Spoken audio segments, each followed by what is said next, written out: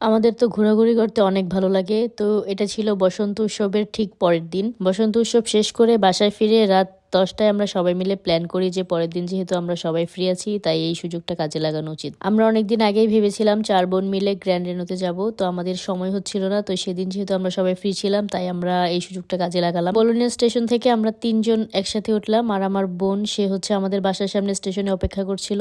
তারপর আমরা 4জন একসাথে হয়ে অনেক গল্প আড্ডা আর হাসাহাসি করতে করতে আমাদের গন্তব্যস্থানে পৌঁছে গেলাম। সেদিন ছিল কোনো এক সোমবার, তাই ট্রেন থেকে শুরু করে মার্কেটের ভিতর তেমন কোনো ভিড় ছিল না। আমাদের সেদিন সকালে যাওয়ার কথা ছিল, কিন্তু সকালবেলা সবার একটু কাজ ছিল, সেগুলো শেষ করে সেখানে আমরা পৌঁছেছিলাম প্রায় দুপুরের দিকে। যেহেতু লাঞ্চ টাইম হয়ে গেছে তাই আমরা আগে সোজা চলে গেলাম ফুড কোর্টে। প্রথমে আমরা আমাদের লাঞ্চ কমপ্লিট করে তারপর আমরা ঘোরাঘুরি শুরু করব। গ্র্যান্ড রেনোতে আসলে আমরা KFC খেতে অনেক বেশি পছন্দ করি।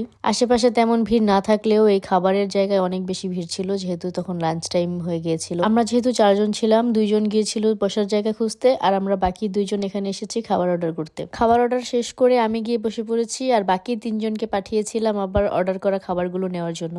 এখানে খুব তাড়াতাড়ি দেখা গেলেও আমাদের কিন্তু অনেকক্ষণ অপেক্ষা করতে হয়েছিল, যেহেতু অনেক বেশি ভিড় ছিল। আচ্ছা, এখানে 3টা বার্গার দেখে আপনারা অনেকেই প্রশ্ন করতে পারেন যে আমরা 4জন হলে 3টা কেন অর্ডার করলাম। আমাদের মধ্যে একজন বার্গার পছন্দ করে না, সে বাকি ফ্রাইস গুলো আমাদের সাথে খেয়েছিল। বাকি সবাই বাসা থেকে হালকা পাতলা কিছু খেয়ে গেলেও এটাই ছিল আমার জন্য সেদিনের প্রথম খাবার। আচ্ছা, ফুড কোর্টটা ছিল 3তলায়, তো আমরা খাওয়া দাওয়া শেষ করে 3তলা থেকে এখন দোতলায় নামছি। দোতলায় আমাদের সবচেয়ে পছন্দের জায়গা হচ্ছে প্রাইমার্ক। এখানে অনেক কিছু পাওয়া যায়, জামা কাপড় থেকে শুরু করে স্কিন কেয়ার, জুতা, ঘড়ি, ব্যাগ সবকিছু। প্রাইমার্ক থেকে 3টা গ্লাস কিনে তারপরে আমরা চলে গেলাম সেফোরাতে।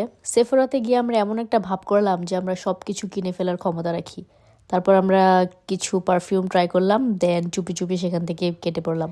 এবার আমরা যাচ্ছি আমাদের লাস্ট ডেস্টিনেশন, একটি ফার্নিচারের শপে। এই শপের ফার্নিচার গুলো ছিল অনেক সুন্দর, এক একটা বেডরুম সিস্টেমে সাজানো ছিল। আমার সাথের তারকাটাগুলো সেগুলোকে নিজের বেডরুম মনে করছিল। আর এই শপটা ছিল অনেক বেশি বড়, ঢুকতে আমাদের খুবই ভালো লেগেছে, কিন্তু বের হওয়ার সময় আমরা রীতিমতো ভয় পেয়ে গিয়েছিলাম, কারণ আমরা বের হওয়ার রাস্তাই খুঁজে পাচ্ছিলাম না। প্রায় 40 মিনিটের মতো সময় লেগেছে আমাদের সেই মার্কেট থেকে বের হওয়ার রাস্তাটা খুঁজে বের করতে। যাই হোক, আমাদের হুট করে করা এই প্ল্যানটাও খুব সুন্দরভাবে সাকসেসফুল হয়ে গেল।